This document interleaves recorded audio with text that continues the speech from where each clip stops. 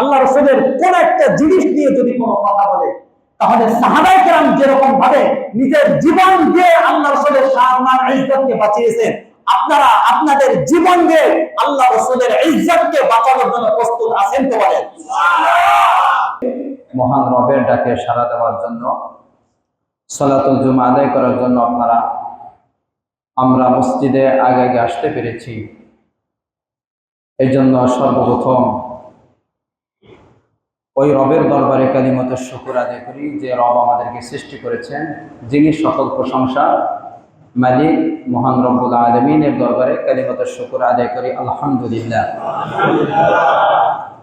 সাথে সাথে লাখো কোটি দরুদ ও সালাম বর্ষিত হোক সর্বশ্রেষ্ঠ নবী ইমামুল মুরসালিন রহমাতুল লিল আলামিন মুহাম্মদুর রাসূলুল্লাহ সাল্লাল্লাহু আলাইহি ওয়াসাল্লামের উপরে এবং তার সাথী বর্গ যারা ছিলেন তাদের উপরে, তার পরিবার পরিজনের উপরে। আপনারা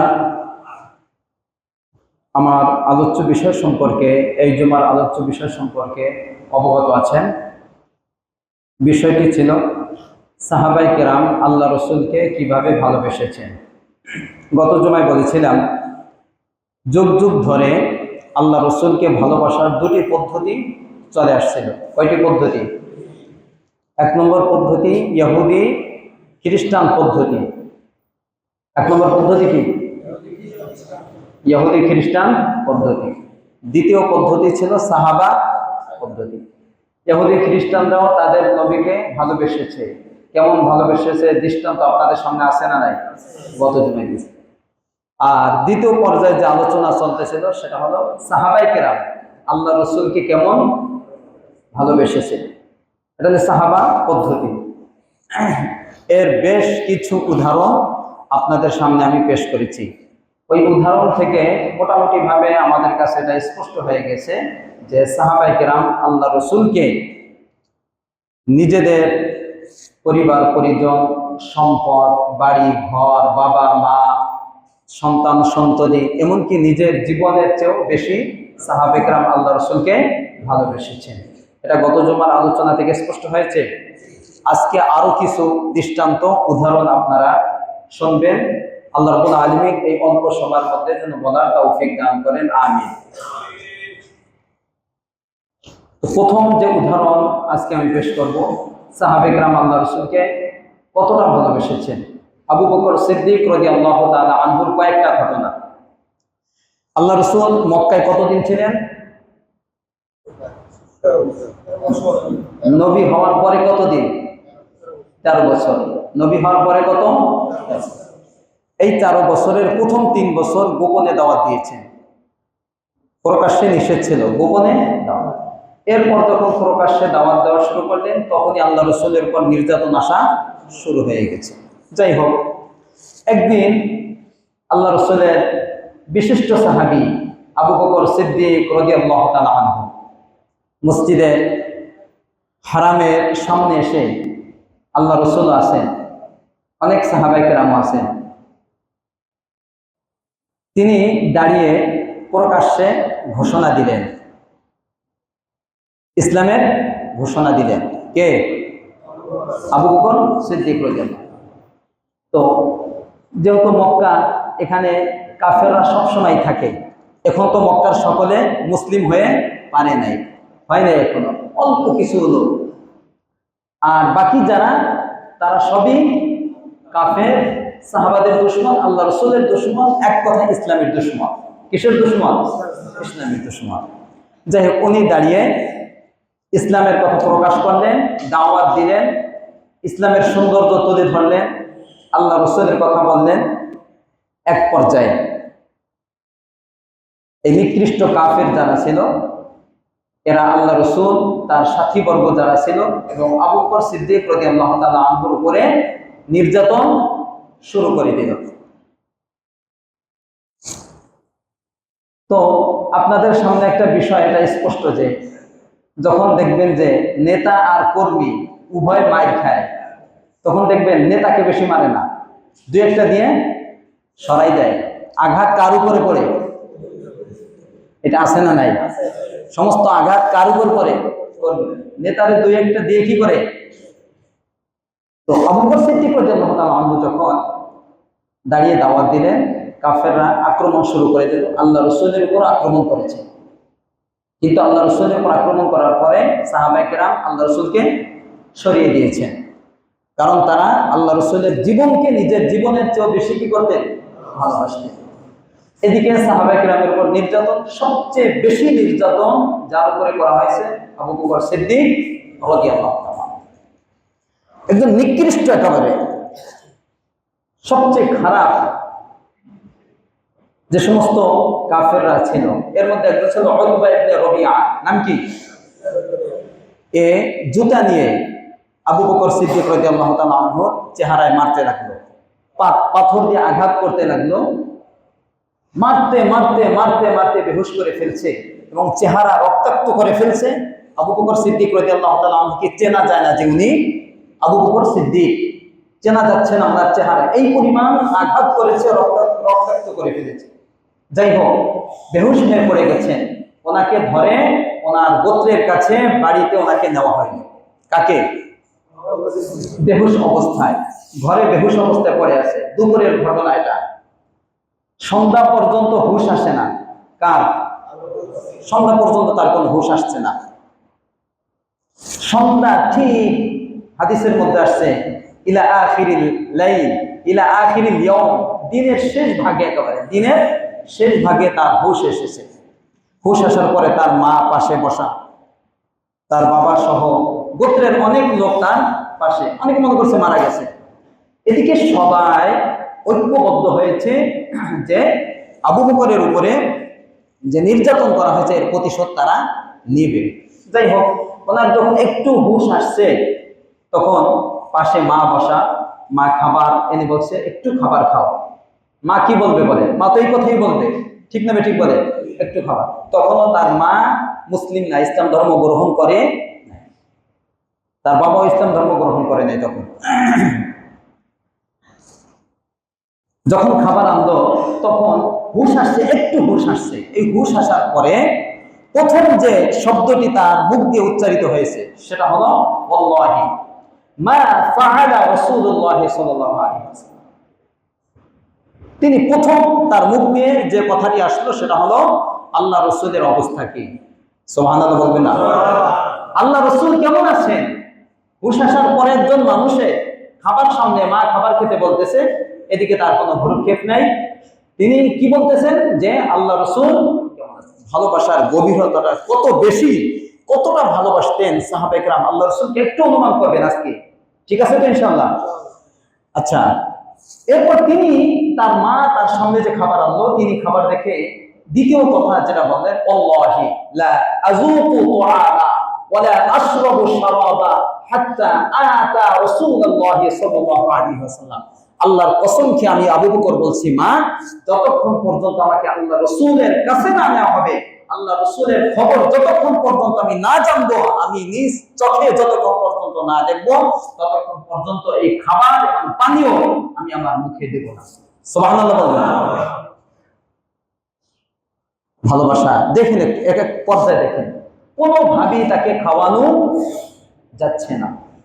তার মা তো মুসলিম না, আল্লাহ রাসূল কোথায় আছে কিভাবে জানবেন?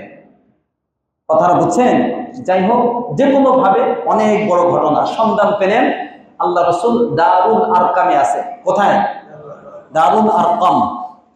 আরকাম রাদিয়াল্লাহু তাআলা ওনার বাড়ি সফা পাহাড়ের পাদদেশে। সফা পাহাড় চেনেন? আর যারা হজ করছেন, উমরা করছেন, সফা মারওয়া চেনেন না? সফা পাহাড়ের নিচে ছিল, এমন এক জায়গায় ছিল যে সকলে এই আস্তানা সম্পর্কে জানতো না। জানতে পারলেন, তখন এসে বললেন যে আল্লাহ রাসূল আছে, ভালো আছে। বলছে ভালো আছেন আমি জানতে চাই না, আমি আল্লাহ রাসূলকে সচক্ষে দেখতে চাই। যাই হোক, কিভাবে যাবেন? পুরা শরীর রক্তাক্ত, বেহুশ, এখন মাত্র একটু হুশ এসেছে, কিভাবে যাবেন? দাঁড়াইতে পারেন না, হাঁটতে পারেন না, কিভাবে যাবেন তিনি? দুইজন লোকের কাঁধে হাত দিয়ে কোনো মতে শেষরিয়ে শেষরিয়ে আস্তে আস্তে আস্তে আস্তে আস্তে করে তার বাড়ি থেকে কোথায়? আল্লাহ রাসূল যেখানে অবস্থান করতেছেন দারুল আরকামে, তাকে নেওয়া হলো। দরজায় যখন নক করলেন, দরজা খোলা হলো। খোলার পরে আল্লাহ রসুল দেখলেন আবু বকর সিদ্দিক চলে আসছে। আল্লাহ রসুল দেখে নিজের অবস্থাকে ঠিক রাখতে পারলেন না, দৌড়ে এসে, হাদিসের ভাষ্য বলতেছি, আল্লাহ রসুল আবু বকরকে জড়িয়ে ধরলেন। জড়িয়ে ধরলে হাদিসে আসছে ফাকাব্বালা রাসূলুল্লাহ সাল্লাল্লাহু আলাইহি ওয়াসাল্লাম, আল্লাহ রসুল তার কপালে চুমু খেলেন, মালিশ করে দিলেন, মুছে দিলেন তার শরীরকে। আর আবু বকর সিদ্দিক রাদিয়াল্লাহু তাআলা আনহু আল্লাহ রাসূলের এই অবস্থাটা দেখেও জিজ্ঞেস করেন, ইয়া রাসূলুল্লাহ, আপনি কেমন আছেন? আপনার কি অবস্থা? আমার শুধুমাত্র কাফেররা আমাকে এই চেহারার একটু আঘাত করেছে, আর আমার কিছুই হয় নাই। দেখেন, মাহবুবের সামনে, যাকে তিনি দুনিয়ার সকলের চেয়ে সবচেয়ে বেশি ভালোবাসতেন, তার সামনে আবু বকর সিদ্দিক রাদিয়াল্লাহু তাআলা কেমন ভাবে কথা বলতেছেন। এই আমার সামান্য একটু আঘাত কাফেররা করছে, এর চেয়ে আমার বেশি কিছু হয় না, আপনি কেমন আছেন ইয়া রাসূলুল্লাহ? আল্লাহ রাসূল বলেন, আমি ভালো আছি। আল্লাহ রসুল তার এই ভালোবাসার অবস্থা দেখে আর নিজেকে ঠিক রাখতে পারলেন না, কেঁদে ফেললেন এবং জড়িয়ে ধরে তাকে আদর করলেন। এটা হলো আবু বকর সিদ্দিক রাদিয়াল্লাহু তাআলা আনহুর ভালোবাসার সামান্য একটা নমুনা আপনাদের সামনে পেশ করলাম। পারবেন? এরকম ভালোবাসতে পারবেন আল্লাহ রসুলকে? 2 নম্বর ঘটনা, আবু বকর সিদ্দিক রাদিয়াল্লাহু তাআলা হিজরতের অনুমতি দেওয়া হলো। আল্লাহ রসুলের সঙ্গীকে, যারা বলেন কে সঙ্গী? আবু বকর সিদ্দিক রাদিয়াল্লাহু তাআলা। আবু বকর সিদ্দিক রাদিয়াল্লাহু তাআলা আনহুর বাড়ি থেকে হিজরতের সূচনা শুরু হয়েছে। কার বাড়ি থেকে বের হলেন? হিজরা রোড, যেটা আপনারা চেনেন। হিজরা রোড চেনেন আপনারা? হিজরা রোড, এইটাই হিজরা মানে হিজরত, এখান থেকে নামটা রোড দিয়েছে হিজরা রোড, তরিকুল হিজরা।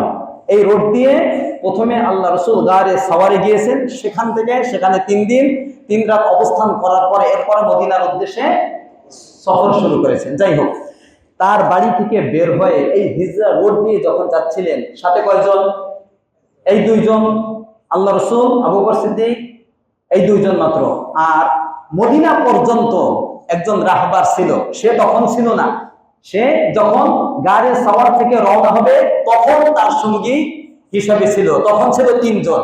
কিন্তু যখন আবু বকর সিদ্দিক রাদিয়াল্লাহু তাআলা আনহু বাড়ি থেকে বের হয়েছে, কয়জন? 2 জন। আবু বকর সিদ্দিক রাদিয়াল্লাহু তাআলা আনহু রাত্রে পেরেশান। কখনো, এই যে আমার কাছে এখানে লেখা আছে সব হাদিসে, কখনো আল্লাহ রাসূলের ডানে হাঁটতেছে, 2 জন একসাথে হাঁটতেছে, বাহনে না, হাঁটতেছে। কখনো আল্লাহ রাসূলের ডানে, কখনো বামে আসে, কখনো সামনে আসে, কখনো পিছনে যায়। আল্লাহ রাসূল জিজ্ঞেস করলেন, আবু বকর, তুমি এরকম কেন করতেছো? তখন বললেন, ইয়া রাসূলুল্লাহ, আমার ভয় হচ্ছে যে, এখানে হাদিসের মধ্যে আসছে যে আমার ভয় হচ্ছে যে কেউ আপনাকে হয়তো খোঁজার জন্য আসতেছে। আমার মনে হয় সে আপনার পিছনে, এই জন্য আমি পিছনে চলে যাচ্ছি আপনাকে আত্মরক্ষা করার জন্য। আবার মনে হচ্ছে যে হয়তো বাম দিক থেকে কেউ আসবে, আবার মনে হচ্ছে অথবা ডান দিক থেকে কেউ আসবে, আবার মনে হচ্ছে কেউ ওট পেতে আসে। কি পেতে? ওট পেতে আপনার উপর আক্রমণ করবে, এই জন্য আছে। এই জন্য আমার ভয়, আবার সামনে চলে আসি যে আপনার কিছু না হয়। চিন্তা করেন আপনি, আল্লাহ রসুলের জন্য তার কতটা কোরবানি। এরপরে আল্লাহ রসুল তাকে বললেন, আবু বকর, তিনি যে কথাটা বললেন, আবু বকর, লাউ কানা শাইউন আহবাবতা আন তুকতালা দুনি, তুমি কি এটা চাও যে তুমি আমার জন্য মারা যাও আর আমি জীবিত থাকি? তুমি কি এটা চাও? তুমি যেটা করতেছো কেন? আমাকে বাঁচানোর জন্য। কি বলেন? তুমি যেটা করতেছো কাকে বাঁচানোর জন্য? তুমি কি এটা চাও আবু বকর, তুমি মারা যাও আর আমি নবী, আমি জীবিত থাকি? তুমি কি এটা চাও? তোমার কাছে কি এটা পছন্দনীয়? আবু বকর সিদ্দিক রাদিয়াল্লাহু তাআলা দেরি করেন নাই, কি বললেন? আয় ওয়াল্লাযী বাআসাকা বিল হাক্কি ইয়া রাসূলুল্লাহ, ইয়া রাসূলুল্লাহ, অবশ্যই আয় মানে অবশ্যই ওই সত্তার কসম যে সত্তা আপনাকে সত্য নবী হিসেবে প্রেরণ করেছেন, পাঠিয়েছেন, ওই আল্লাহর কসম খেয়ে বলতেছি, একমাত্র আপনাকে বাঁচানোর জন্য আমি মারা যাই, এতে দুনিয়ার কিছু আসে যাবে না, কোনো ক্ষতি হবে না, ইসলামের কোনো ক্ষতি হবে না। কিন্তু আপনি যদি চলে যান আর ইসলাম দুনিয়ায় থাকবে না। আপনি দুনিয়ায় থাকবেন, আমি আবু বকর কেন, আমার মতো হাজারো আবু বকর দুনিয়া থেকে চলে গেলে কোনো ক্ষতি হবে না, কোনো ক্ষতি হবে না। আপনাকে বাঁচানোর জন্যই কখনো আমি ডান পাশে, কখনো বাম পাশে, কখনো পিছনে, কখনো সামনে আমি থাকি। সুবহানাল্লাহ বলেন। এইভাবে যেতে যেতে, একই পরিস্থিতিতে যেতে যেতে গায়ে সাওয়ার, এদিকে পাথুরে ভূমি, মক্কা কি মাটি? আল্লাহ রসুলের পা মুবারক ক্ষত বিক্ষত হয়ে গেছে, গাড়ে সাওয়ারে উঠবেন কিভাবে? ইতিহাসের কিতাবের মধ্যে আছে আল্লাহ রসুলকে তিনি কোলে নিয়ে গাড়ে সাওয়ারের উপর পর্যন্ত তিনি চলে গেলেন। সুবহানাল্লাহ বলেন। একা একা উঠতে কি সমস্যা, গাড়ে সাওয়ারে একা একা উঠতে কি অনেক কষ্ট। এরপরে গাড়ে সাওয়ারের উপরে যখন গেলেন, যাওয়ার পরে ছোট্ট একটা গুহা, গেছেন কেউ ভিতরে ঢুকছেন? আমার যাওয়ার তৌফিক হয়েছে আলহামদুলিল্লাহ, গিয়েছি, ভিতরেও ঢুকেছি, সামান্য ছোট্ট একটা গুহা। সেখানে গিয়ে বললেন ইয়া রাসূলুল্লাহ মাকানাক, আপনি এখানে অবস্থান করেন, আগে আমি ভিতরে যাই, গুহা পরিষ্কার করব, আপনার আরামের ব্যবস্থা করব, তারপরে আপনি যাবেন। যাওয়ার পরে তিনি গুহাকে পরিষ্কার করলেন। তাফসীরের কিতাব, সিরাতের কিতাবের মধ্যে আসছে এটা ঘটনাটা সত্য, যে কিছু গর্ত ছিল, গর্তগুলি উনি ওনার যে একটা কাপড় ছিল ওই কাপড়ের টুকরা করে করে করে করে ওইগুলো বন্ধ করলেন। একটা গর্ত বন্ধ করতে পারেন নাই, সেখানে তিনি তার পা দিয়ে রাখছেন, কোন সাপ এসে আবার আল্লাহ রসুলকে ধ্বংসন করে কিনা, কথাটা বুঝাচ্ছে, কামড় দেয় কিনা। এই জন্য এটা আছে সিরাতে ইবনে হিশামেও আছে, আর রহিকুল মাকতুমের মধ্যে ওই ঘটনাটা আছে, আপনি দেখে নিয়েন। যাই হোক, এরপরে আল্লাহ রসুল বলেন সবকিছু প্রস্তুতি, আর রসুল আল্লাহ আপনি আসেন। আসার পরে তিনি বসে রান দিয়ে বললেন আপনি আমার রানে কি করেন, অবস্থান করেন, আপনি ঘুমিয়ে যান, আরামে আপনি ঘুমিয়ে যান। তিনি ঘুমিয়ে গেছেন। আল্লাহ রসুল জাগ্রত কে? তার কি কষ্ট হয় না? ঘুমাইতে ইচ্ছা করে না? কথা বল না, তার কি ঘুমাইতে ইচ্ছা করে না? এদিকে একটা গর্তে কি দেওয়া, পা, আঙ্গুল দেওয়া, পায়ের একটা আঙ্গুল দেওয়া, ওই সাপ এসে তার আঙ্গুলে কামড় দিয়েছে। বিষে তিনি নিজেকে ঠিক রাখতে পারেন না। এদিকে তার রানের উপর কার মাথা দেওয়া, কষ্ট পাবে, চোখ দিয়ে পানি পড়তেছে, কিন্তু একটু শরীর নড়াচড়া দেন না। আল্লাহ রসুল ঘুম ভেঙে যাবে, তার আরামটা নষ্ট হয়ে যাবে, ব্যাঘাত ঘটবে, একটু নড়াচড়া দেন না। আপনি চিন্তা করছেন, আপনি একটু চিন্তা করেন, খালি এখান থেকে খালি ঘটনা শুনে মজা নিয়েন না, একটু চিন্তা করেন যে কতটা ভালোবাসা আছে। এক পর্যায়ে অজান্তি তিনি চান না যে আমার চোখের পানি আল্লাহ রসুলের শরীরে পড়ুক, অজান্তে কোনোভাবে এক ফোঁটা চোখের পানি আল্লাহ রসুলের চেহারার উপরে পড়ে গেল। আল্লাহ রসুল ঘুম থেকে হঠাৎ করে লাফ দিয়ে উঠলেন, কি আবু বকর কেন কাঁদতেছো? তখন তিনি ঘটনা খুলে বললেন, আল্লাহ রসুলের থুতু মোবারক তার পায়ে লাগানো হলো, সাথে সাথে বিষক্রিয়া দূর হয়ে গেল। কতটা ভালোবাসতেন। 2 নম্বর ঘটনা। 3 নম্বর ঘটনার সঙ্গে আজকে অনেক কথা আছে আমার। 3 নম্বর ঘটনা, এরপর 3 দিন 3 রাত এখানে অবস্থান করার পরে মদিনার উদ্দেশ্যে সফর কি করলেন? সব ঘটনা গত বছর আমি ধারাবাহিক এগুলো বলছি, তারপরও ভালোবাসার দৃষ্টান্ত দেখানোর জন্য বলতে হবে এটা।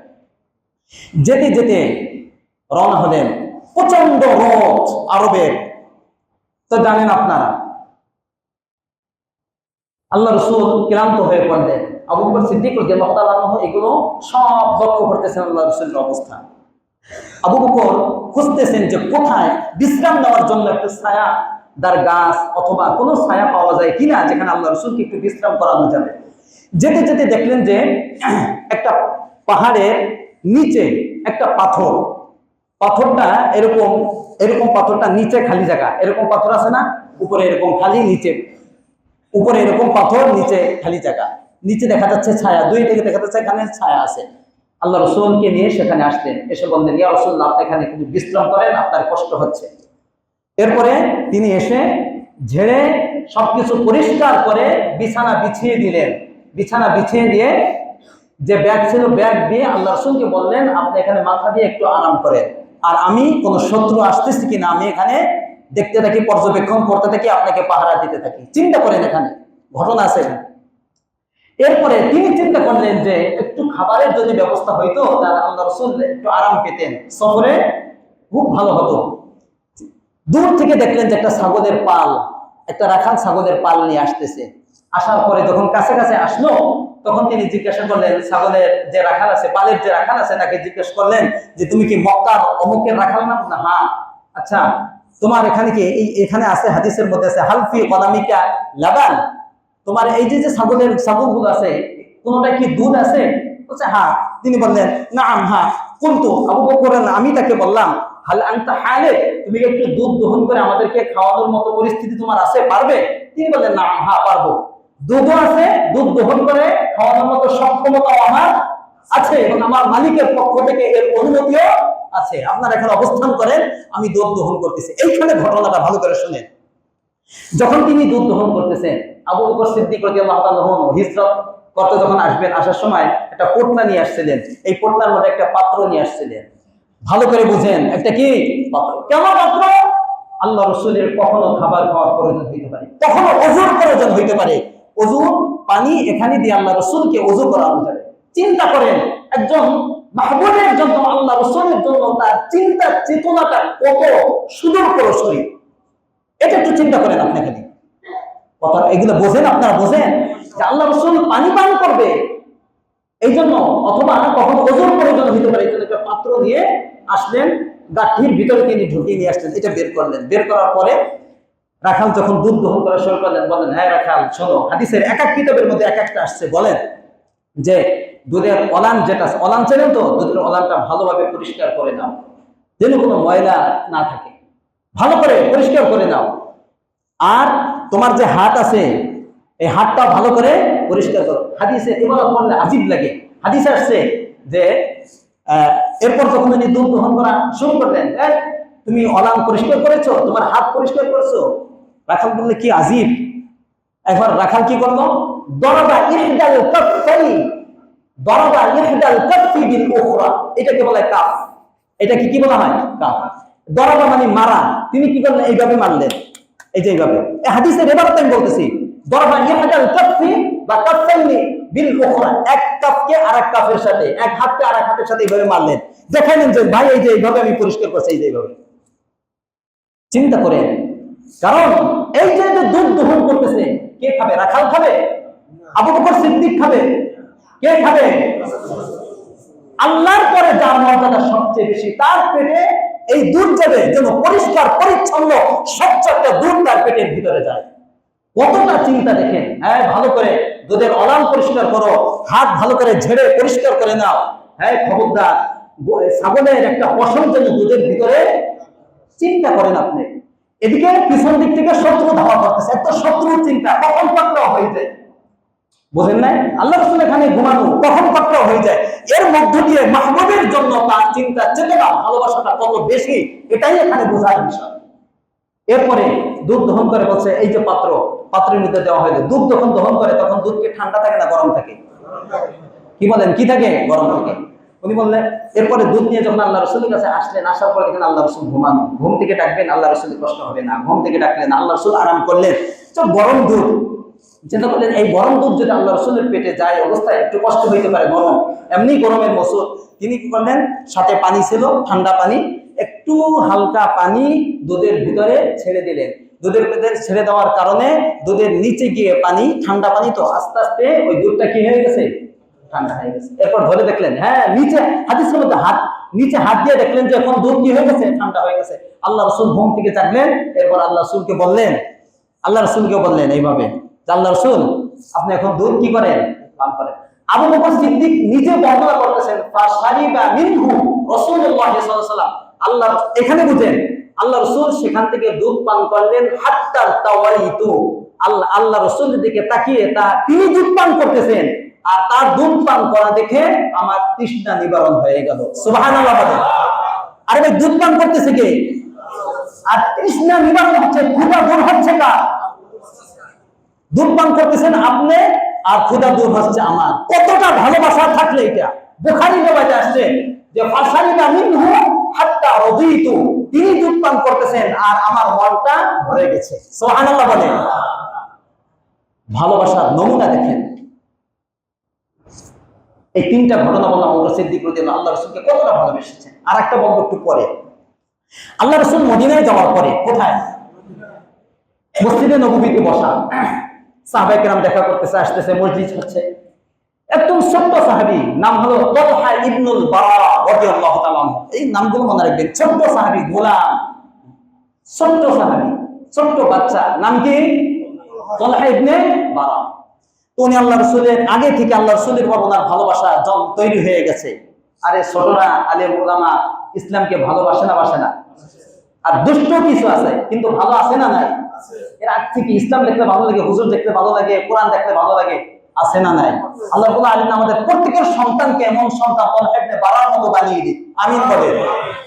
মসজিদ বসা, পিছনে বসা, সকলকে ডিঙ্গিয়ে সামনে আসবেন ছোট্ট সাহাবী, উনি অপেক্ষা করতেছেন কখন সাহাবে কেরাম যায়। সাহাবে কেরাম যখন আল্লাহ রসুলের দরবার থেকে চলে গেল, উনি সামনে আসলেন, আল্লাহ রসুলকে বললেন উবসুত ইয়াদাকা ইয়া রাসূলুল্লাহ, আপনি আপনার হাতকে সামনে বাড়িয়ে দেন, ইয়া রাসূলুল্লাহ উবাইয়াকা, আমি আপনার হাতে বাইয়াত গ্রহণ করব। কোন কোন বর্ণনা আসছে এসেই আল্লাহ রসুলের পায়ে একটা চুমু খেয়েছেন, ছোট্ট, কার পায়ে? আল্লাহ রসুলের পায়ে একটা চুমু খেয়েছেন ছোট্ট সাহাবী। এরপরে এই কথাগুলো বললেন, আল্লাহ রসুল তার দেখে আশ্চর্য হয়ে গেলেন। এই কথা বলার পরই বললেন মুরনি বিমা আহবাবতা, ইয়া রাসূল আপনি আমাকে যা ইচ্ছা তাই আদেশ করতে পারেন, যা ইচ্ছা তাই আদেশ করতে পারেন, লা আ'সি লাকা আমরা, আমি আপনার আদেশকে লঙ্ঘন করব না, আপনার যা ইচ্ছা তাই আমাকে আদেশ করতে পারেন, আমি তো থাকি। হাদিসের ইবারাত ফাআজ্জাবা রাসূলুল্লাহ সাল্লাল্লাহু আলাইহি ওয়াসাল্লাম বিযালিক, এই কথাগুলো তার এই অবস্থা থেকে আল্লাহ রাসূল আশ্চর্য হয়ে গেলেন।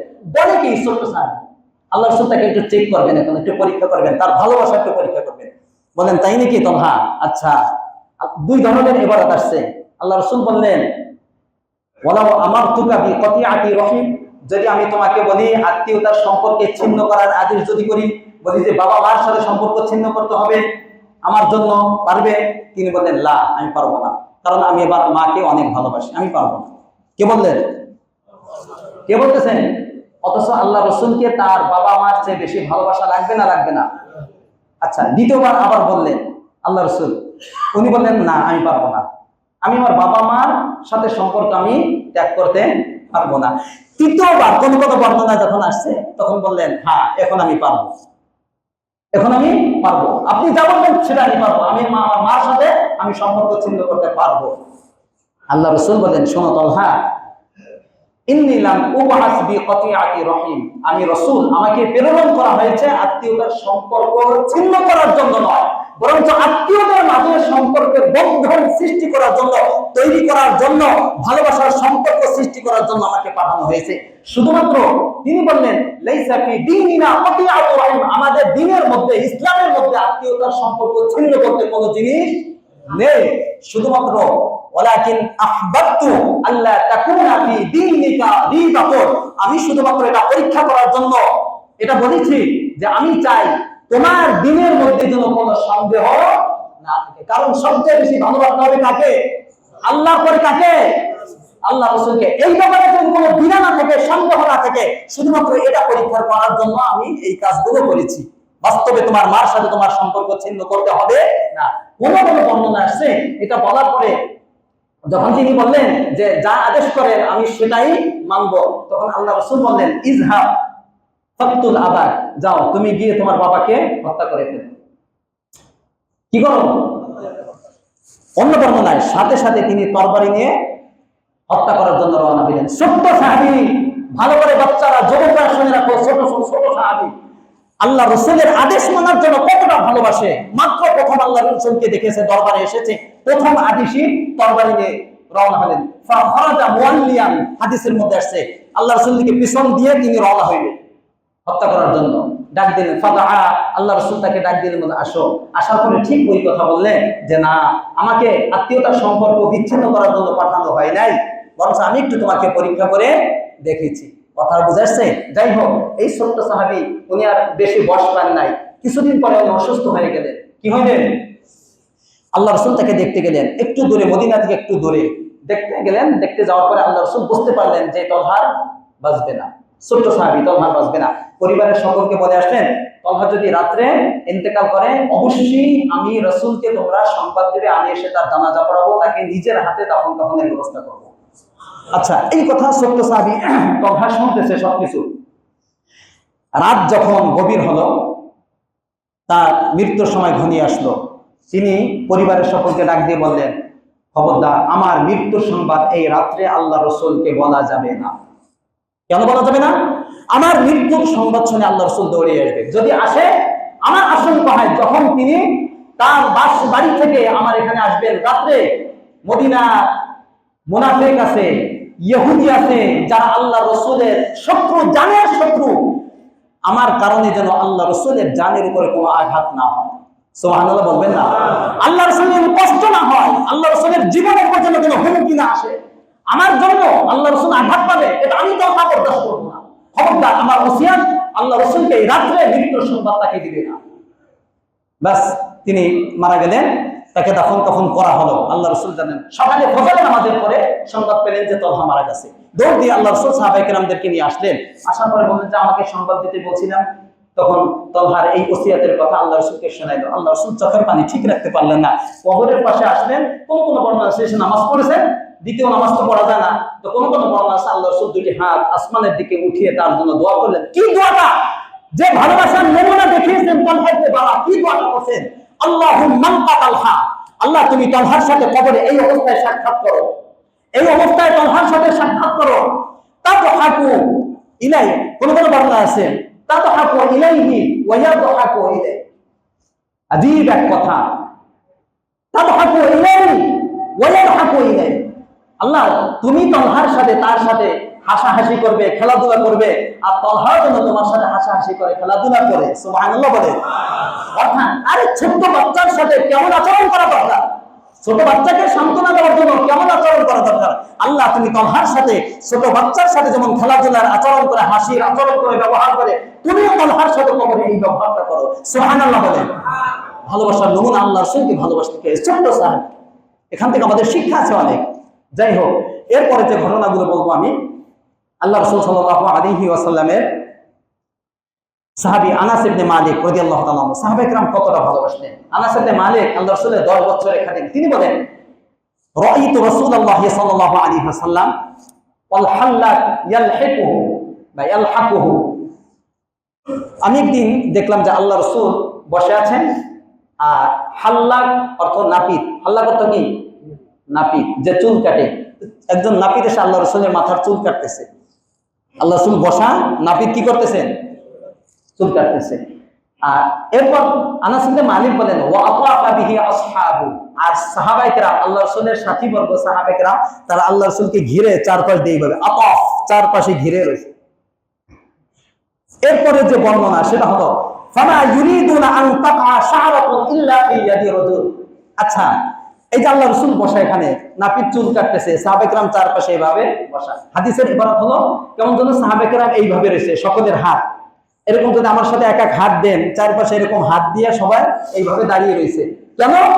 যে কোন একটা চুল যেন জমিনে না পড়তে পারে, প্রত্যেকটা চুল যেন কাটার পরে সাহাবীদের হাতে পড়ে। সুবহানাল্লাহ বলেন। আল্লাহ রাসূলের যে চুল মোবারক, চুল এটা জমিনে পড়াটা সাহাবায়ে কেরাম পছন্দ করতেন না। কতটা ভালোবাসতেন আল্লাহ রাসূলকে, আল্লাহ রাসূলের সাহাবায়ে কেরাম।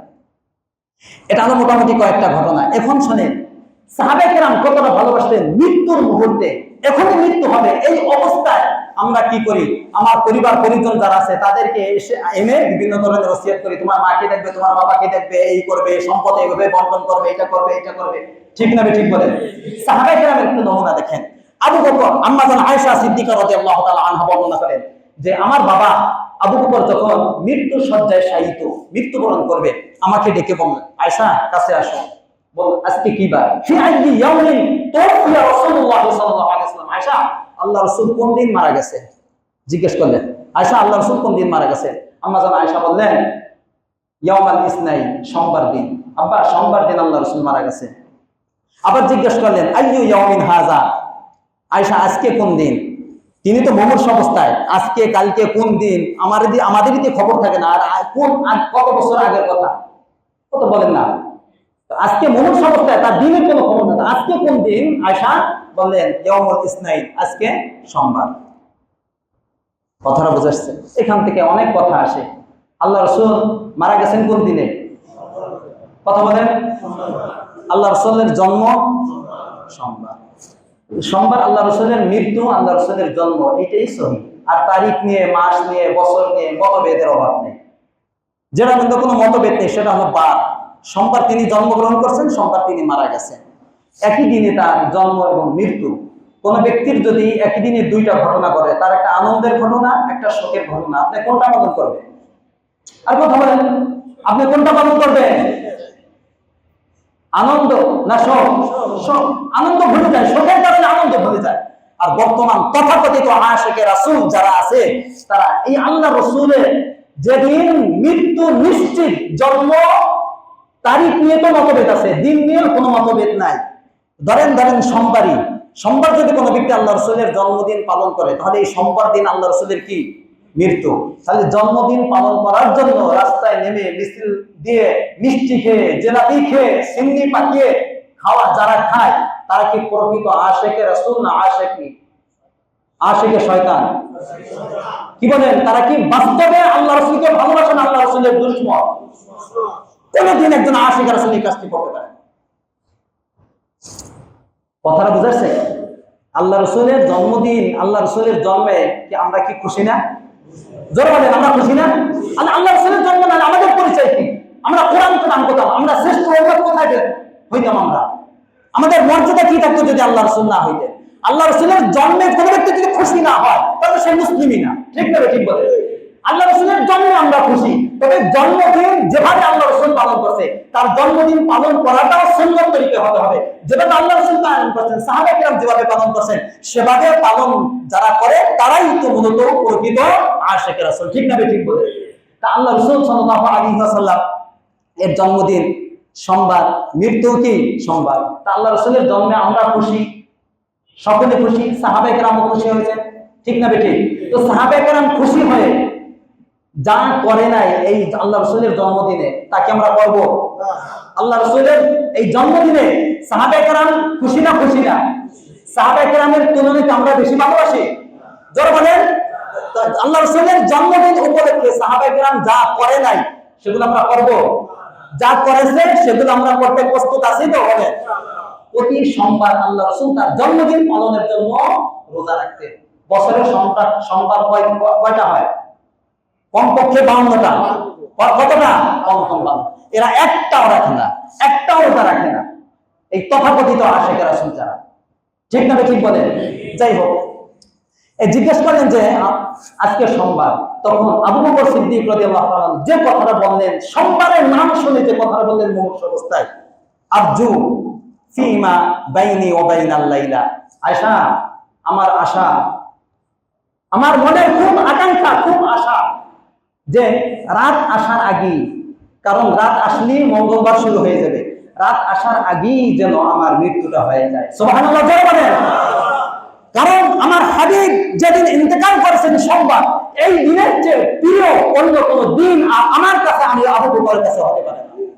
আর ফিমা বাইনি ওয়া বাইনাল লাইলা মুখস্থ করে নিয়ে, আয়েশা, আমি তো আল্লাহর কাছে আশাবাদী যে আমার মৃত্যু যেন রাত আসার আগেই হয়ে যায়, এটা আমি আল্লাহর কাছে চাই, কারণ আমার মাহবুবের মৃত্যু এই দিনে হয়েছে। তা ইতিহাসের মধ্যে পাওয়া যায় যে আবু বকর সিদ্দিক রাদিয়াল্লাহু তাআলা মৃত্যু সোমবারই হয়েছে। কথাটা বুঝছেন? 2 নম্বর ঘটনা শুনেন। আমর ইবনুল আস রাদিয়াল্লাহু তাআলা আনহু। কে? আমর ইবনুল আস। মৃত্যুর সময় পরিবার পরিজন, অনেক বড় ঘটনা, পরিবার পরিজন সকলের সামনে, তিনি পরিবার পরিজনের সকলের সামনে কি কথা বললেন? যে কথাটা বললেন সেটা হলো যে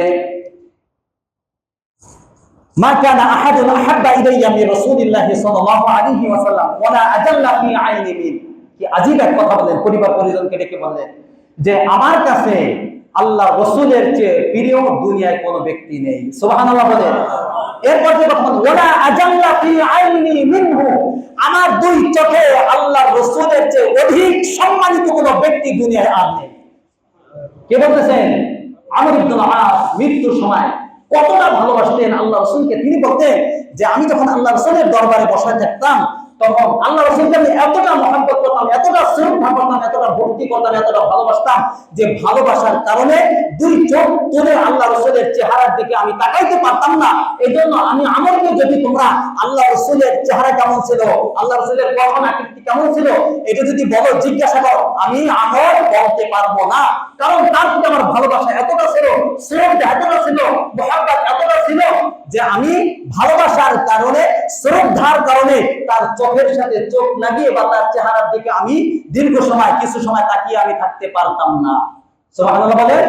ভালোবাসার কারণে এরকম হয় না? হয় না? কতটা ভালোবাসতেন। 3 নম্বর ঘটনা, জাবের ইবনে আব্দুল্লাহ রাদিয়াল্লাহু তাআলা আনহু। উহুদের যুদ্ধের ঘন্টা বেজে গেছে, যুদ্ধের জন্য সাহাবায়ে কেরাম যাবে, আগামীকালকে যাবে। জাবের উনি বলেন আমার বাবা আব্দুল্লাহ আমাকে ডাক দিয়ে বললেন, যাবে এদিকে আসো। উহুদে যাওয়ার আগের দিন রাত্রে, বুঝাচ্ছে ময়দানে যাওয়ার আগের দিন রাত্রে আব্দুল্লাহ বললেন, যাবে, আসো এদিকে আসো। আসার পর বললেন, মা উরানি ইল্লা মাকতুলান ফি আউয়ালি মান ইউক্তালা আসহাবু মুহাম্মাদিন সাল্লাল্লাহু আলাইহি ওয়াসাল্লাম। তিনি বলেন, আমার মনে হচ্ছে যাবে উহুদের যুদ্ধে আল্লাহ রাসূলের যে সমস্ত সঙ্গীরা মারা যাবে, এর মধ্যে আমি সর্বপ্রথম, যারা সর্বপ্রথম মারা যাবে তাদের আমি অন্তর্ভুক্ত হব। আমার এটা মনে ভিতরে ঢুকে গেছে, এটা আমি এটা আশাবাদী। আমার মনে হচ্ছে উহুদের যুদ্ধে সাহাবাদের মধ্যে যারা প্রথম পর্যায়ে মারা যাবে, এর মধ্যে আমি আব্দুল্লাহ থাকবো, অর্থাৎ আমি শহীদ হয়ে যাব। এরপরে তিনি যে কথাটা বললেন, শোনো আব্দুল্লাহ, আচ্ছা, ইন্নী লা আতরুকু বা'দি আ'আজ্জা আলাইয়া মিন। আব্দুল্লাহ, দুনিয়ায় যত মানুষ আছে এই সমস্ত মানুষের মধ্যে আমার কাছে তোমার চেয়ে প্রিয় আর কেউ নেই। সন্তানকে বলতেছে, কাকে? বাস্তব সন্তানকে বলতেছে, দুনিয়ায় যত মানুষ আছে সকলের মধ্যে তোমার চেয়ে প্রিয় কোনো ব্যক্তি আমার কাছে নেই। উহুদের যুদ্ধে যাওয়ার আগে এটা বলতেছে। তবে বললেন, আব্দুল্লাহ, ভালো করে শুনে রাখো, ভালো করে শুনে রাখো, গায়রা রাসূলিল্লাহি সাল্লাল্লাহু আলাইহি ওয়াসাল্লাম। শোনো, এই যে তোমাকে যে বললাম দুনিয়ার সকলের চেয়ে তোমাকে ভালোবাসি, এটা মনে রাখো একজন ব্যক্তি বাদ দিয়ে, একজন ব্যক্তি বাদ দিয়ে, একজনকে বাদ দিয়ে কথাটা তুমি মনে করো না যে আল্লাহ রাসূলের চেয়ে তোমাকে ভালোবাসি। গায়রা রাসূলিল্লাহি সাল্লাল্লাহু আলাইহি ওয়াসাল্লাম, আল্লাহ রাসূলকে ছাড়া দুনিয়ায় যারা আছে এদের মধ্যে আমি তোমাকে সবচেয়ে বেশি ভালোবাসি। আল্লাহ রাসূলকে বাদ দিয়ে রাখো, আল্লাহ রাসূলের সাথে দুনিয়ার কোনো ব্যক্তির তুলনা হয় না। সুবহানাল্লাহ বলেন। আল্লাহ রাসূলের ভালোবাসার সাথে তোমার ভালোবাসার কোনো তুলনা হবে না। আল্লাহ রাসূল বাদ দিয়ে যারা আছে তাদের সাথে তোমার তুলনা, আল্লাহ রাসূল তুলনার বাহিরে। চিন্তা করছেন মুমূর্ষু অবস্থা, কালকে শহীদ হবে, মুমূর্ষু না, কালকে শহীদ হবে। এই সময় এই কথাগুলো আল্লাহ রাসূলের সাহাবায়ে কেরাম কতটা আল্লাহ রাসূলকে ভালোবাসতেন, এই মোটামুটি কয়েকটা ঘটনা আপনারা বুঝতে পারছেন আল্লাহ রাসূলের সাহাবায়ে কেরাম কতটা আল্লাহ রাসূলকে ভালোবাসতেন। এখন শুনেন, এই যে আল্লাহ রাসূল কে আমরা দুই জুমায়, এর আগের দুই জুমায় যে আলোচনাগুলো আমরা শুনলাম, যে দুনিয়ার মধ্যে যারা আছে এর মধ্যে আমি, আমাকে, আপনাকে সবচেয়ে বেশি ভালোবাসে আল্লাহর পরে কে? দুই জুমার আলোচনা থেকে স্পষ্ট হয়েছে। আচ্ছা, এই ভালোবাসার প্রমাণটা হয় কখন? বিপদের সময়। কখন? বিপদে আসল বন্ধুর পরিচয় পাওয়া যায় না, যায় না? আচ্ছা, কিয়ামতের ময়দান যখন কায়েম হবে, এর চেয়ে ভয়াবহ অবস্থা আর হবে? আপনি বলেন তো, আপনারা তো আমাদের মুখ থেকে, আলেম ওলামাদের মুখ থেকে আপনারা বারবার শুনেছেন যে তখন কোন সন্তান মায়ের পরিচয় দিবে, বাবার পরিচয় দিবে। ইয়াউমা ইয়াফিরুল মার'উ মিন আখি ওয়া উম্মিহি ওয়া আবি ওয়া সাহিবাতিহি ওয়া বানি ইয়াউমা লা ইয়ানফা'ু মালুন ওয়া লা বানুন। সন্তান সন্ততি, মাল, এই সন্তান সন্ততি, স্ত্রী কোনো কিছুই কাজে আসবে না, দেখে দেখে পালাবে। ঠিক না? ঠিক বলেন। প্রত্যেক নবী বলবে নাফসি নাফসি নাফসি নাফসি। প্রত্যেক নবীও তার উম্মতের ফিকির করবেন না, নিজেকে নিয়ে ফিকির করবেন। সহিহ হাদিস বলার সময় নেই এখন। একমাত্র এক জায়গা থেকে একটা আওয়াজ আসবে, ইয়া রাব্বি উম্মতি, ইয়া রাব্বি উম্মতি। সুবহানাল্লাহ, জোরে বলে। কে কথাটা বলবে? মুহাম্মদুর রাসূলুল্লাহ সাল্লাল্লাহু আলাইহি ওয়াসাল্লাম। তিনি তার স্ত্রীদেরকে নিয়ে, তার বাবা মাকে নিয়ে, তার সন্তান সন্ততিকে নিয়ে ফিকির করবেন না, নিজের নফস নিয়ে, নিজেকে নিয়ে ফিকির করবেন না। একমাত্র তার ফিকির থাকবে পুরো কঠিন হাসরের ময়দানে কাদেরকে নিয়ে? তো যে কঠিন পরিস্থিতিতে আমার মা আমাকে পরিচয় দিবেন, আমার বাবা আমাকে পরিচয় দিবেন, আমার সন্তান আমাকে পরিচয় দিবেন, আমার স্ত্রী আমাকে পরিচয় দেবেন, আমার নেতা আমাকে দেখে পালাবে। নেতাদের নিয়ে একটা বয়ান হবে, যে নেতা আমাকে দেখে পালাবে, যে শয়তানের অনুসরণ করি, এই শয়তানও আমাকে দেখে কি করবে? পালাবে। কোন নবী আপনাকে পরিচয় দিতে চাবে না, আল্লাহ রাসূলের দরবারে সুপারিশ করতে চাবে না। একজন ব্যক্তি যিনি আমাদের নিয়ে ফিকিরে থাকবেন, আমাদেরকে ভালোবাসবেন, আমাদেরকে এই কষ্ট থেকে বাঁচানোর ফিকির করবেন, আমাদের সাথে থাকবেন, তার নাম কি? না, সবার মুখে বের হয় না, নাম কি? আল্লাহ রাসূল বলেন, হ্যাঁ উম্মত শোনো, তিন জায়গায় যে কোনো এক জায়গায় আমাদের পাবে। এই হাদিস বলছি না আমি, কয় জায়গায়? তিন জায়গায়। তাহলে বোঝা গেল বিপদে যে দৌড়ি আসে কাছে থেকে, সে আসল বন্ধু না, সে আসল বন্ধু না? তাহলে বলেন, স্পষ্ট বলেন, দুনিয়ার মধ্যে আল্লাহর পরে আমার সবচেয়ে কাছের মানুষকে যারা বলেন কে? এই আল্লাহ রাসূলকে সাহাবায়ে কেরাম যেভাবে ভালোবাসেন এইভাবে ভালোবাসতে পারবেন তো ইনশাআল্লাহ বলে।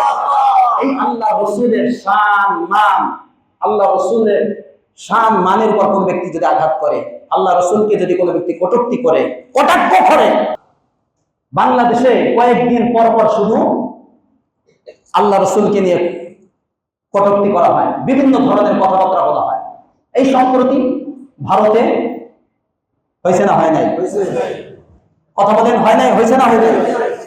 এই 5 আগস্টের পরে নতুন করে যখন স্বাধীন হলো, এরপরও বিভিন্ন জায়গায় আল্লাহ রাসূলকে নিয়ে বিভিন্ন ধরনের মানুষ কথা বলেছে, গ্রেফতার হয়েছে, এরকম হচ্ছে। আগে বেশি হতো, কিন্তু এর একটা বিহিত হওয়া দরকার না? দরকার না? যারা বলেন আল্লাহ রাসূলের জান-মান হেফাজতের জন্য একটা বিহিত হওয়া দরকার না? দরকার না? বাংলার মাটিতে আল্লাহ রাসূলের শানের বিরুদ্ধে, কোরআনের বিরুদ্ধে, ইসলামের বিরুদ্ধে দ্বিতীয় কোন কথা, এর বিরুদ্ধে কোন কথা আসবে, এটা আমি আপনি মুসলিম হিসাবে এই দাবি উঠানো যাবে না? যাবে না? এটা আমরা দেখতে চাই না। বহুত দেখেছি আমরা। এই নতুন বাংলাদেশে আল্লাহ রাসূলের শানের উপরে কোন আঘাত হবে, এটা আমরা দেখতে চাই না। কারণ আল্লাহ রাসূলের বিরুদ্ধে কথা বললে মহান রব সহ্য করেন নাই, সাহাবায়ে কেরাম সহ্য করেন নাই। একজন মুমিন যে আল্লাহ রাসূলের উম্মত হিসেবে দাবি করে, সেও সহ্য করতে পারে। কথাটা আমার বলছি, কথাটা ক্লিয়ার তো নাকি? আপনারা আপনাদের ফেসবুকে টাইমলাইনে, আপনাদের প্রোফাইলে অনেক জিনিস থাকে, অনেক কিছু লেখেন, নেতাদেরই থাকে, অনেকে খেলা জিতলে খেলার ইট আপনারা শেয়ার করে, কিন্তু আল্লাহ রাসূলের শান মানের বিরুদ্ধে তারা কথা বলে, ভালো ভালো কথা, ইসলামের কথাকে আপনারা শেয়ার করেন না। ঠিক না ঠিক? এগুলো এখানে কি করেন না, অনেক কিছু এখানে কি করেন, নিজেদের খাবার খেয়ে সেগুলো আপনারা আপলোড করেন, কিন্তু এই সমস্ত জিনিস আপনারা আপলোড করেন না। প্রত্যেক যারা ফেসবুক চালান, অনলাইন লেখালেখি করেন, যে যেভাবে কথা বলতে সাহস পান, যেখানে সুযোগ পান, সব জায়গায় এই আওয়াজ আসবে। কিছু আওয়াজ উঠানো যাবে? আজকে তো সময় নেই আমার হাতে, আজকে যে আলোচনা আছে এটা কথা বলতে তো অনেক সময় লাগবে আমার কাছে। শোনেন, আল্লাহ রাসূলের রওজায়ে আতহারে কোন ব্যক্তি যদি দাঁড়িয়ে সালাম দেয়, আল্লাহ রাসূল ভিতর থেকে সালামের উত্তর দেয় না? দেয় না? আল আহইয়া আল আম্বিয়া ওয়া আহইয়াউন ফি কুবুরিহিম, তারা সেখানে জীবিত, কোন ভাবে জীবিত এটা ব্যাখ্যা ভিন্ন কথা। সালামের উত্তর দেয় না? দেয় না? এখান থেকে যদি দুরূদ পড়া হয়, তাহলে ফেরেশতারা মুহূর্তের মধ্যে রওজায়ে আতহারে ওই ব্যক্তির বাপ দাদার নাম সহ সালাম পৌঁছায় না? পৌঁছায় না? যে নবী তার সমস্ত আরাম বিসর্জন করে উন্নতের জন্য ফিকির করে গিয়েছেন, বাঁচানোর জন্য গিয়েছেন, এখনো কবরে বসে বসে ফিকির করতেছেন, এখনো আমলনামা আল্লাহ রাসূলের দরবারে যায়। আমাদের আমলনামাগুলো ভালো দেখলে আল্লাহ রাসূল খুশি হন, আর যদি খারাপ কোনো আমল দেখেন, তিনি ইস্তিগফার পাঠ করেন, ক্ষমা চান আল্লাহর কাছে, এখনো যায় আল্লাহ রাসূলের দরবারে, এগুলো যায়, এখনো পাঠানো হয় আমাদের আমলনামা। তো বাংলার মাটিতে কোনো ব্যক্তি যদি আল্লাহ রাসূলের শান মানের বিরুদ্ধে কথা বলে, এই একটা খারাপ খবর, আল্লাহ রাসূলের রওজায় যায় না? তখন আল্লাহ রাসূল কি খুশি হন? আরে যদি বলেন খুশি হন। আমি একটা মেসেজ দিতে চাই, শোনেন, যে আল্লাহ রাসূলের শান মানে আঘাত করলে মহান রব বরদাস্ত করে নাই। কথা বলেন, মহান রব বরদাস্ত করে নাই। এই 90 উপরে মুসলিম যে বাংলাদেশে, কোন এক হিন্দু হোক, শোনেন, হিন্দু হোক, যে হোক না কেন, যে দলের হোক না কেন, যে মতবাদের হোক না কেন, মতাদর্শের হোক না কেন, আল্লাহ রাসূল কি শুধু মুসলিম মুমিনের জন্য রহমাতুল লিল আলামিন না সকলের জন্য? যারা বলেন সকলের জন্য রহমাতুল লিল আলামিন। আপনি আপনার ধর্ম নিয়ে থাকেন, কিন্তু আল্লাহ রাসূলের বিরুদ্ধে কথা বলা মানে হলো সে, তার কোনো ব্যক্তি পরিচয় নাই, তার কোনো রাজনৈতিক পরিচয় নাই, তার কোনো সামাজিক পরিচয় নাই, তার কোনো ধর্মীয় পরিচয় নাই, তার পরিচয় একটা, সে রাসূলের দুশমন, সে মানবতার দুশমন। ঠিক করে? ঠিক করে? কথা যেটা বলবো সেটা হলো, এই যে মেসেজগুলো যায় আল্লাহ রাসূলের দরবারে, যে বাংলাদেশ থেকে একজন আমার বিরুদ্ধে কথা বলছে, আমার সম্মান নিয়ে কথা বলছে, আর বাংলাদেশের 100 জনের মধ্যে 99 জন মুসলিম চুপ করে বসে আছে, এটাও যায় না? যায় না? যারা বলেন এই মেসেজ আল্লাহ রাসূলের দরবারে যায় না? যায় না? যে একজন কথা বলছে, 91 জন বসে আছে মুসলিম, যে আমার উম্মত হিসেবে দাবি করে, এটা যায় না? যায় না? তখন আল্লাহ রাসূলের কষ্ট লাগে না আনন্দ লাগে? আল্লাহ রাসূলের কষ্ট আল্লাহ বরদাস্ত করতেন না। যদি বাংলার এই সার্বভৌমত্ব, এই সীমারেখাকে ঠিক রাখতে চান, বাংলাদেশকে হেফাজতে রাখতে চান বাংলা মুসলিম থেকে, আল্লাহর গজব থেকে, একটা আইন সংসদে পাস করতেই হবে। এখন ঠিক না? ঠিক বলে এই আওয়াজ উঠাতে পারবেন? বলেন একটা আইন, আমরা অন্য কোনো আইন আমরা চাবো, কিন্তু একটা আইন বাংলাদেশে পাস করতে হবে সংসদে আল্লাহ রাসূলের শান মানের বিরুদ্ধে, তার বিরুদ্ধে কোনো কথা বাংলাদেশের কোন ব্যক্তি যে গোষ্ঠীর হোক, যে দলের হোক না কেন, যে মতবাদের হোক না কেন, সংসদে এই আইন পাস করতে হবে। কোন কথা বলার পরে একেবারে যথার্থ সাক্ষী প্রমাণের ভিত্তিতে যদি সে দোষী দাবি হয়, প্রকাশ্যে তাকে ঝুলিয়ে, তাকে ফাঁসিতে ঝুলিয়ে মৃত্যুদণ্ড আইন পাস করার ব্যাপারে আপনারা আওয়াজ তুলতে রাজি আছেন তো? বলেন এই আইন আপনারা চান না? চান না? আমরা অনেক চেয়েছি, হয় নাই। এখন যেহেতু ভিন্ন এক সরকার, আমরা আশা করতে পারি, কথা বলেন না কেন? এবং এটা আইন আপনারা এই আওয়াজ তুলবেন। এই আওয়াজ যদি না তোলেন, আপনি আল্লাহ রাসূলের উম্মত হিসেবে দাবি করার অধিকার আপনার নাই। প্রত্যেকে ফেসবুকে লেখালেখি করবেন, প্রত্যেকে করবেন। যখন আওয়াজ ব্যাপকভাবে তুলবেন, তখন দেখবেন ওদের কানে যাবে। কথা বলেন। এই যে যারা কাদিয়ানি দাবি করে, এরা কি আল্লাহ রাসূলের দুশমন না? কথা বলেন। খতমে নবুয়ত আল্লাহ রাসূলের যত মর্যাদা আছে, সেরা মর্যাদা আল্লাহ রাসূল সর্বশেষ নবী। এই চাদর নিয়ে টানাটানি করে তারা, আরে জনগণের তারা এই কাদিয়ানিরা বাংলাদেশে থাকুক, এটা আমরা চাই। এদেরকে বিদায় দিতে আমরা চাই না। থাকবে মুসলিম পরিচয় না, কাফের পরিচয়। ঠিক না? ঠিক বলে তারা থাকুক সেখানে, কিন্তু আল্লাহ রাসূলের বিরুদ্ধে, খতমে নবুয়তের বিরুদ্ধে কোনো কথা বলতে পারবে না। তারা মুসলিম পরিচয়, আহমদিয়া পরিচয় দিয়ে সেখানে থাকবে, সেটা তারা পারবে না। এই আইন আপনারা চান না? চান না? বলেন।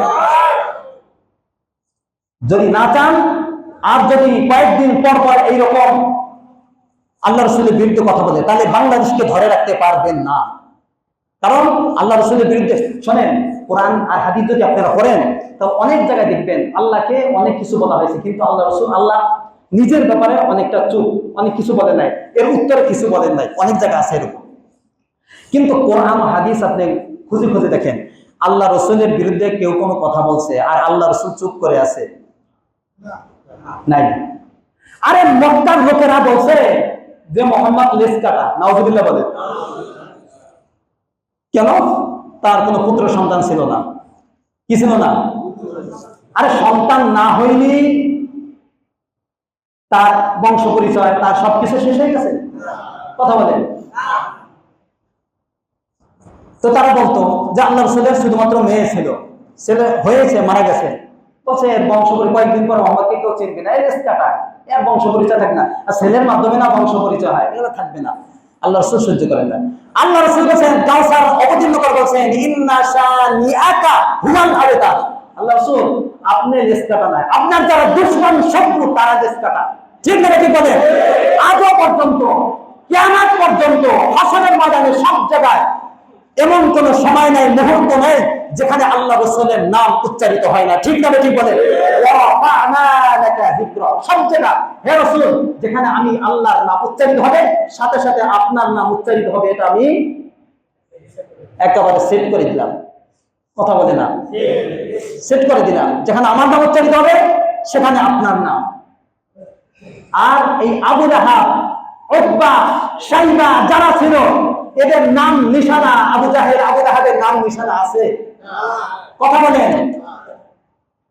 আল্লাহ রাব্বুল আলামিন সহ্য করেন না। আল্লাহ রাসূল যখন সাফা পাহাড়ে উঠে দাওয়াত দিলেন, বললেন যে বিভিন্ন ঘটনা আপনারা জানেন, পরে বললেন যে তোমাদের এই জীবনের পিছনে একটা জীবন আছে, আখিরাতের জীবন। এখানে তোমাদের শত্রু আছে, জাহান্নাম নামক শত্রু আছে। এটা থেকে যদি বাঁচতে চাও, তাহলে আখিরাতকে বিশ্বাস করো, আল্লাহকে বিশ্বাস করো, আমি নবী হিসেবে আমাকে বিশ্বাস করো। আবু লাহাব সাফা পাহাড়ের পাদদেশে কি বলছিল? তাব্বান লাকা সাইরাল ইয়াউম আলিহাদা জামাআতানা, বুখারীর হাদিস। এই মুহাম্মদ, এই জন্য আমাকে ডাকছো, আমাদেরকে ডাকছো এই কথা বলার জন্য? তো পুরা দিন তুই পুরো ধ্বংস হয়ে যা। নাউজুবিল্লাহ বলে। কে বলছে? আবু লাহাব। কাকে? আল্লাহ রাব্বুল আলামিন সহ্য করছেন। সাথে সাথে লাহাব, তাব্বাত ইয়াদা আবি লাহাবিন ওয়া তাব্বা। এই লাহাব শুনে রাখ, আবু লাহাব শুনে রাখ, আমার নবী ধ্বংস হবে না, তোর দুই হাত তুই ধ্বংস হবি, তোর পরিবার ধ্বংস হবে, তোর স্ত্রী ধ্বংস হবে। ঠিক না? ঠিক বল। আজ সারা বিশ্বে এই সূরা লাহাব পড়া হয় না? হয় না? 1400 বছর পড়া হয়, আর সকলে আবু লাহাব তার পরিবারের উপরে এই ধ্বংসের বদদোয়া করে না? করে না? বলে। সহ্য করে না। এজন্য আজকে অনেক কথা বলার ইচ্ছা ছিল, কিন্তু সময় তো পার হয়ে গেছে। যদি আল্লাহ রাব্বুল আলামিন তৌফিক দেয় ইনশাআল্লাহ আগামী জুমায় কিছু কথা আছে, যে কথাগুলো একজন মুমিন হিসাবে, একজন মুসলিম হিসাবে এই আওয়াজগুলো আমাদের তুলতে হবে এবং আমাদের এগুলো লেখালেখি করতে হবে। পারবেন? কালকে এই বিষয়গুলো, আগামী জুমায় ইনশাআল্লাহ এই বিষয়গুলো নিয়ে আলোচনা করব। সকলে একটু আগে আগে আসার চেষ্টা করবেন ইনশাআল্লাহ। একজন মুমিন হিসাবে আমাদের বর্তমান পরিস্থিতি, কারণ কি জানেন? কারণ জানেন, শোনেন, এই শিক্ষা সংস্কারের দাবি উঠছে, দাবির কারণে একটা কমিটি গঠন করা হয়েছে, শিক্ষা সংস্কার করবে। পাঠ্যপুস্তক বইয়ের মধ্যে যে সমস্যা আছে এগুলা কি করবে? এর মধ্যে একটা কমিটি, একটা কমিশন গঠন করা হয়েছে, একটা কমিটি গঠন করা হয়েছে। এর মধ্যে দুইজন আছে নাস্তিক, ইসলাম বিরোধী, ট্রান্সজেন্ডার, সমকামিতাকে প্রমোটকারী, চরম দুশমন ইসলামের দুইজন রাখা হয়েছে। এই দুইজনের নাম আমি লিখে আছি। দুইজনের নাম, একজন হলো কামরুল ইসলাম মামুন, দ্বিতীয়জন মহিলা সামিনা লুৎফা। দেখবেন এই দুইজন কঠোর ইসলাম বিরোধী। ওই ট্রান্সজেন্ডার চেনেন, এটা বোঝেন, এটা আলোচনা করছি তো। আর সমকামিতা বোঝেন, এটা প্রমোটকারী বাংলাদেশে এই দুইজন উৎপাদনকারীটা, এটা সমর্থন দেয় না। আরেকজন আছে সেটা আহলে কোরআন, কি সে হাদিস মানে না। এই সমস্ত লোকের দ্বারা পাঠ্যপুস্তক যে সংস্কার হবে, কোনো ভালো কিছু আশা করতে পারে? আবার দেখেন, এদেরকে শিক্ষার যে কমিশন গঠন করা হয়েছে, পাঠ্যপুস্তক যে সংস্কারের যে কমিশন গঠন করা হয়েছে, যে কমিটি গঠন করা হয়েছে, যারা আজকে থেকে আওয়াজ তুলবেন, এই তিনজনকে সেখান থেকে বহিষ্কার করতে হবে। ঠিক আছে? এবং ইসলামপন্থী আলেম ওলামা, বিচক্ষণ লোক যারা বাংলাদেশকে ভালোবাসে, দ্বীনকে ভালোবাসে, ইসলামকে ভালোবাসে, বাংলাদেশের মানুষকে ভালোবাসে, এই ধরনের লোকদেরকে ঢোকানো জরুরি, ফরজ পর্যায়ে। এই আওয়াজ তুলতে পারবেন তো ইনশাআল্লাহ? না হইলে আপনার ছেলেমেয়ে, শোনেন, আলেমদের ছেলেমেয়ে লেখাপড়া করে না স্কুলে, কাজী আমি এখান থেকে গলা বাগাইয়া লাভ কি? লাভ কি বলেন? আপনারা বলেন, হুজুর আপনি কেন বলেন? আমাদের সন্তানরা তো স্কুলে লেখাপড়া, আমরা সবাই মাদ্রাসায়, সমস্ত আলেম ওলামা কেন করি? তাদের জন্য, দিনকে বাঁচানোর জন্য, ইসলামকে বাঁচানোর জন্য, বাংলাদেশকে বাঁচানোর জন্য। বুঝাচ্ছি কথাটা ভাই? এই জন্য ভয়াবহ ষড়যন্ত্র চলতেছে। আওয়াজ তুলবেন তো ইনশাআল্লাহ বলেন? আল্লাহ রাব্বুল আলামিন আমাদের সকলকে সহি বুঝে আমল করা এবং ইসলামকে ভালোবেসে একেবারে একজন সাচ্চা, একজন সত্যকারের আল্লাহ রাসূলের উম্মত হিসাবে, ইসলাম প্রেমিক হিসাবে মৃত্যুবরণ করার তৌফিক দান করুন। ওয়া আখিরু দাওয়ানা আলহামদুলিল্লাহি রাব্বিল আলামিন।